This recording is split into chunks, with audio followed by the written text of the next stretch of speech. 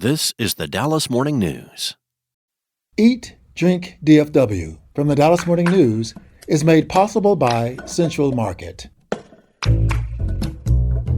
Hello, and welcome to Eat, Drink, DFW, the podcast from the Dallas Morning News food team. Each week, we take a look at food and drink trends in North Texas, talk about restaurants in Dallas-Fort Worth, learn some new recipes, and sometimes even get tips from you, our listeners. I'm Julie Fisk, podcast producer for the Dallas Morning News, and this week, we found brand new ways for you to enjoy tacos and margaritas. We'll also be joined by Alma Lopez, who will tell us all about the upcoming Tequila and Mezcal Expo. That's all coming up right after this. Central Market is really into food, like fish flown in so fresh it still has jet lag into food. Our sourdough starter has been around since grunge was a thing into food. We're talking more prime cuts than a greatest hits album into food. Central Market is really into food. If you are too, then we're the HQ for you. Whether you're a make every recipe in the cookbook foodie or a my favorite recipe is reheat type who just digs the delectable, no place makes every day more delicious like Central Market. Really into food. Shop now at centralmarket.com.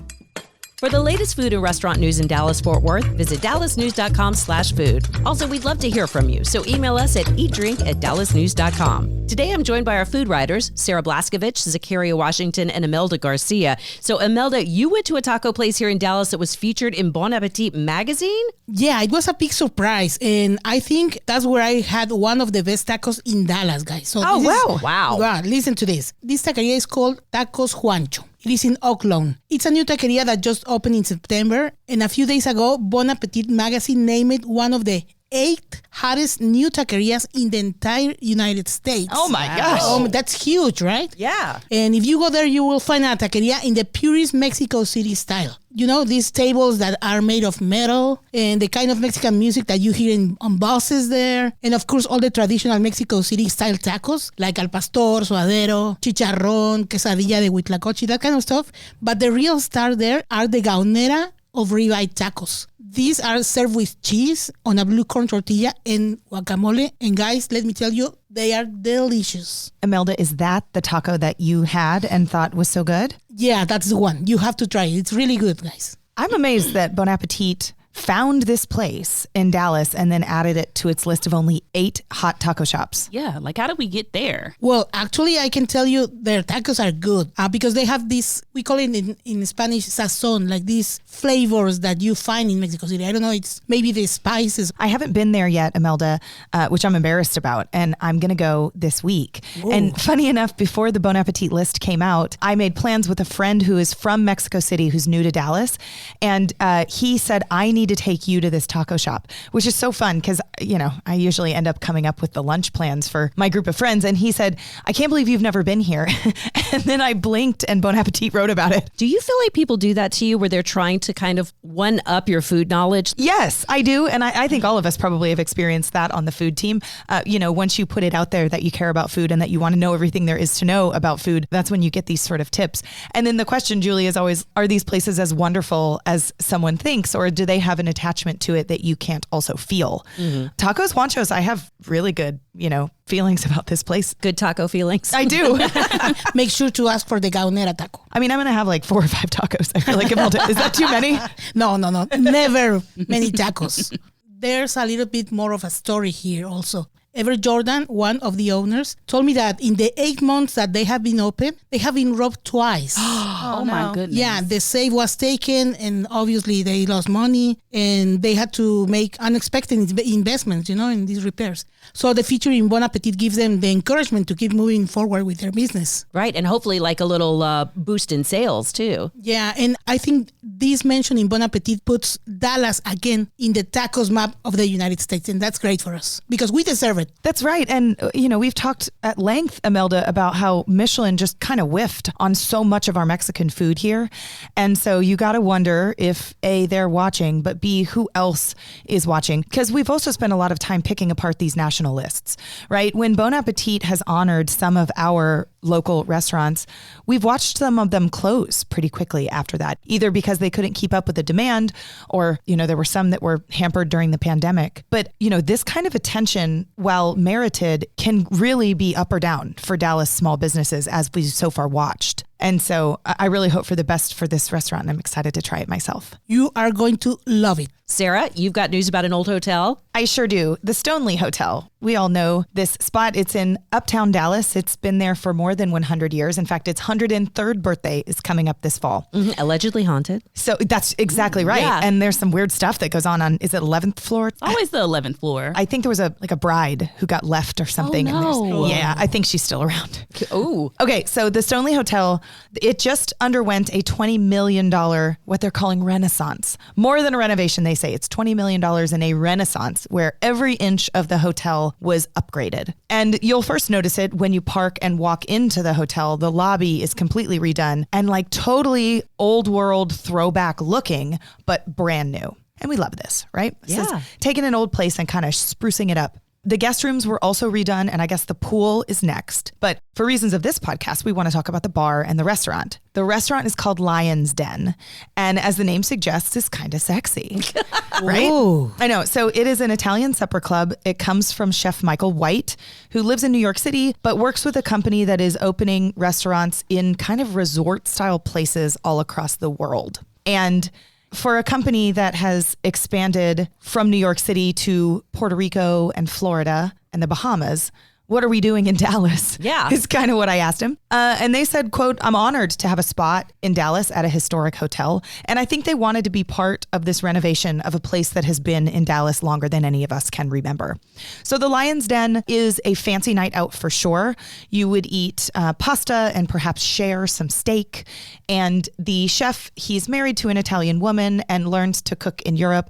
And so it is just, an Italian-American menu of sort of classic high-end dishes. Sarah, can you talk a little bit about what that looks like? Like, what does the interior look like? Yes. So the walls are bathed in like this burgundy color. The place feels very rich.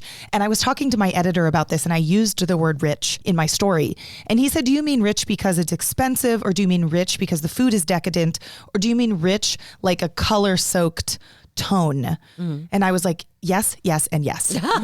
It's all of that, right? Dimly lit, just sexy. And then out in the bar, the walls are a kind of a bright, vibrant sage color, including the ceiling.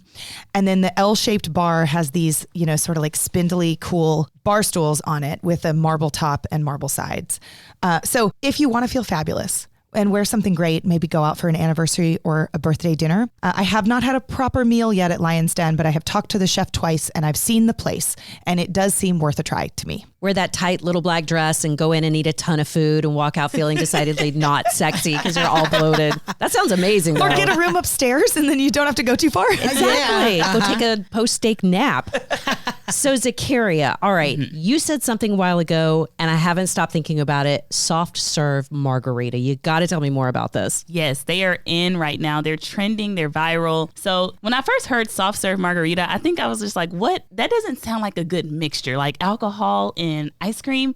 But it literally is like ice cream, but it tastes like a margarita. So it comes out of a machine just like regular ice cream would, but it just has alcohol in it. It's really delicious. I tried one this weekend and I had someone ask me, well, do I drink it out of a straw or do I use a spoon? You're going to use a spoon. It's just like regular ice cream. It just is margarita flavored and it's so delicious. So I have two questions. Can you actually taste the tequila? You can actually taste the tequila. And do they incorporate salt in any way? Yes, on the rim. Wow.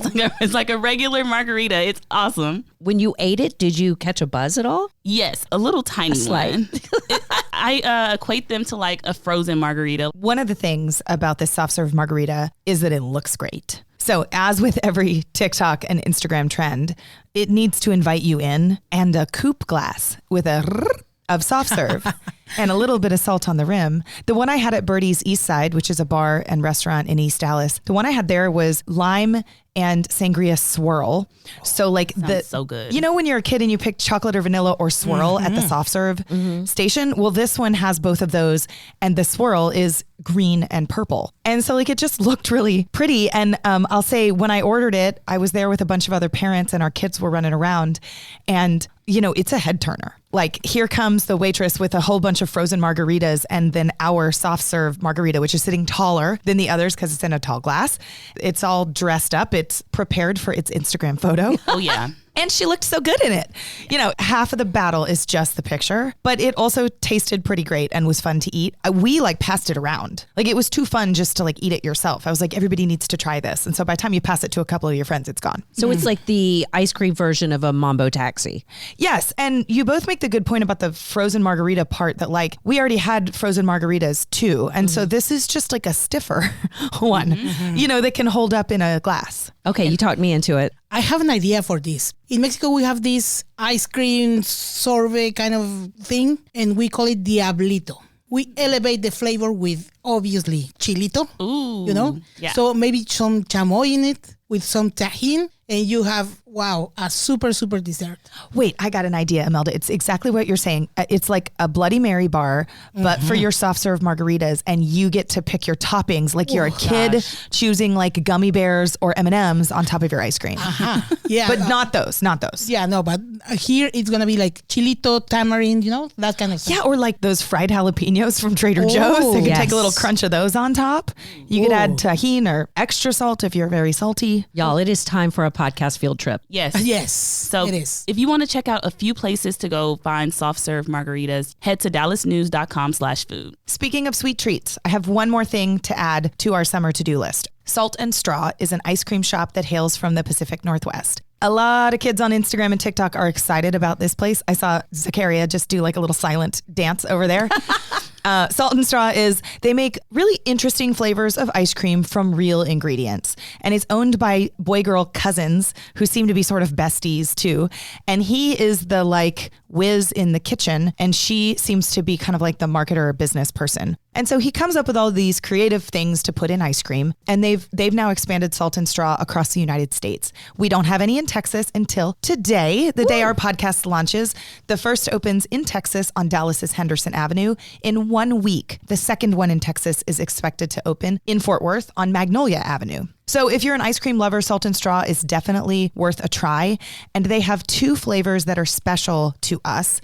One is a ruby red Paloma. And it actually has tequila in it that he has cooked off a little bit, which I love. So your kids can eat it, but it's, you know, it started as a real tequila drink. The second one is inspired by the red pepper jelly poured over cream cheese and eaten with Ritz crackers. Heck yeah. And all of those ingredients are in the ice cream. So it's cream cheese ice cream with like a pepper jelly swirl and I believe cracker crumbles on top. Wow. And I was talking to these folks who are from the Pacific Northwest, and they asked me, you know, like, have you ever had this pepper jelly over cream cheese? Well, I'm like, of course. You know, I grew up here in Dallas. We eat that all the time. And so it was fun that they'd created a dish that they really didn't have a lot of understanding around other than they'd watched other people say, hey, this is important. And I'm very excited to try it and see if they've done it correctly. Just in time for the hot weather, I think. That's right. It's ice cream season. Y'all better get out there and try Salt and Straw. Remember to find all of these stories and more at dallasnews.com/food. We're going to take a short break, and when we come back, Alma Lopez is here with everything you need to know about the upcoming Tequila and Mezcal Expo. Central Market is really into food. Like when we say cheese, it's in 12 languages into food. Butchers, bakers, and sushi roll makers into food. We're talking so obsessive about quality you could shop blindfolded into food. Central Market is really into food. If you are too, then let us turn your shopping list into a treasure map. Get inspired, get adventurous, or just get a chef-made dinner when you've got more taste buds than time. No place makes every meal more amazing like Central Market. Really into food. Shop now at centralmarket.com. Coming up, we've got great news for anyone who loves tequila. But first, please help us spread the word about this podcast to your friends. And when you have time, please leave us a good review. 5 stars actually helps other people find the podcast. So today we're joined by Alma Lopez, the founder and producer of Expo Tequila y Mezcal, which will take place May 23rd at Grandscape. She's here today to talk about these 2 spirits and how they became so popular, not just in Texas, but all across the United States. Welcome, Alma. Thank you. Thank you for having me here. Alma, I want to ask you first. What's the difference between mezcal and tequila? Because, I mean, they look very similar, but their flavors are very, very different. Well, both is tequilas. Okay. But tequilas come only from one agave, is the blue one. And most of the time it's coming only for Guadalajara, Jalisco. And mezcal is coming from different agaves. From Oaxaca, but it's Hidalgo, Oaxaca, Zacatecas, Puebla, Querétaro, different parts of Mexico, and it's roasted on the ground. So it's why it's smoking. So it's roasted under the ground. Under the ground, wow. yeah, like the barbacoa. Okay, Alma, when you go to the store, we see many types of tequila and mezcal on the shelves. What are the different types and how are they different? And I guess what I really want to know is, how do I know what I should buy? Well, that is very simple. If you want something strong, you going with mezcal. But if you want something lighter, going with a tequila. Just to clarify, when you say strong, you mean flavor, not Correct. in like, not alcohol level, correct? Not the alcohol level, no. It's the time they put to age the alcohol, and is why they come in a different flavor, more strong or more light. So the more age is stronger? It's stronger. Alma, can you tell us how these spirits became so popular in the United States? They become so popular because they are magic. They really are. It's why a spirit. They come so popular because there's a lot of people right now, especially looking for a different experience. And tequila and mezcal, they are very, very magic spirit because you can combine with different things. Why do you think so many celebrities have gotten into making tequilas? It's good. Yeah, because the tequila and the mezcal industry right now is growing so fast. And people enjoy it too much. So so people want to be part of this boom. I have a note here in numbers. So the Wine and Spirit Wholesalers of America reported that, for example, between March of 2024 and March of 2025, the total spirit consumption in the United States decreased by 3.8%, but tequila and agave-based grow Really? 1.3%. It is the most purchased spirit right now, right? Yeah, Tequila that's is correct. number one. Tequila and mezcal, and something curious too, mezcal is more consumed in United States than Mexico. Really? Yes. That's interesting. Yes, it's so interesting because the mezcal is processed very organic. So people now, the young people, looking for organic things. The mezcal is like a more artisanal kind of Yeah. a job. Yeah. In little families in Oaxaca Oh, yeah. and all those kind of places, they find wild agave. Yeah. They find the agave and they bring it home and they fill drop by drop the bottles of mezcal. Correct. That's why That it is correct. like really, really valued. Correct. And the more wild is more expensive. So I love a good margarita or a paloma, but I don't really drink tequila as shots. Like, I don't like it like that. But I understand there's like an art to it. How do you properly drink a shot of tequila or mezcal? Well, you have to train your palate. You have to train, and it's not easy. But you enjoy already margaritas or paloma, you can try little by little a shot, a neat shot. But most of the time, when I talk to the people, I say, enjoy in whatever way you want to or you enjoy because it's the best part. It's not a secret in there. So I remember in college, we would do the salt and the lime or the salt and the lemon. Is that still a thing? No. No. Okay. We not recommend it Okay. because you change everything, but people enjoy it in that way. But it's better if you enjoy neat. No salt, no lemon, no nothing. Julie, I think we were also masking the flavor of cheap tequila Yes. with salt and lime. That was the job of those two extras. Yep. I spoke once with a producer of tequila and he teach me how to properly get the flavor of the tequila in a shot. Ooh. He told me, okay, you have to put your tequila in your mouth, have a kind of a little rinse with it. Like and swish? Then, and then you swallow it and then you release air. Like you're like blowing the air. That's where the true flavor of tequila is coming. I mean, your mouth is going to be burning, but you can taste the tequila, the spirit itself. Yeah.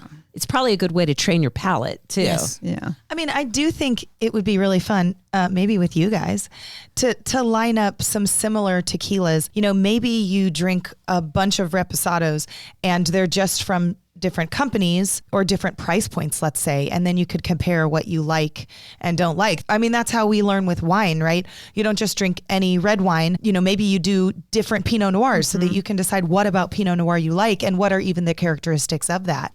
So it would be fun to do this with tequila or mezcal as well. And I can only picture us sipping, swishing, swallowing, and then we all collectively mouth breathe together. Put a light in there and see what happens. Yes. But that is a good way to learn, and you can come to the expo and train there. Alma, tell us about the expo. What is it? I know you have a passport. Tell me about it. Well, the passport is for everybody because you receive the passport when you buy the ticket, and you're going to find out all the brands in the passport. So you have to visit all the tables. And how many tables are there? Right now, we have 32 brands on this expo. So 32 stamps in your passport. Correct. Oh, my God. It's a lot. Yes. The good thing is we have Nebraska Furniture Market there. So we can go and sleep in there. Take mattresses. Yeah. No, or you like go and buy a new couch Yeah, maybe. after a couple too many drinks. But remember, it's little. Alma, I want to know, and I ask this extremely respectfully, how do you know enough in order to host an expo like this? What in your past has brought you to tequila and mezcal? Probably my love for Mexico. My culture, I'm very proud about Mexico and everything we can bring to the world. I wish everyone could see you because you're wearing this beautiful dress. You have flowers in your hair. You're like the perfect representative of this expo. Thank you so much. And I try to put the more cultural event. With all my respect, the Mexican consulate support us. He's coming to open the celebration every year. And I had a very nice comment for the people I had last year. These people come to me and say, thank you so much for taking us to Mexico. With not living in Texas. And that is so beautiful. So if you want to know more about this Expo Tequila, you can visit their website. It's expotequilamezcal.com. You can buy the tickets there, and you can follow them on social media in Expo Tequila y Mezcal in all social media. Thank you, Alma. I learned a lot. Thank you so much for having me. We'll see you there, and I'm going in Uber. I'm taking an Uber. That's all the time we have for today. If you have thoughts to share or suggestions for the podcast, please tell us all about it at eatdrink@dallasnews.com. Special thanks to Dallas Morning News Assistant Managing Editor Christopher Wynn, who definitely deserves a margarita for all the support he gives us. For the news, I'm Julie Fisk. Thanks for listening, and we'll see you next week. Eat, Drink, DFW from the Dallas Morning News is made possible by Central Market.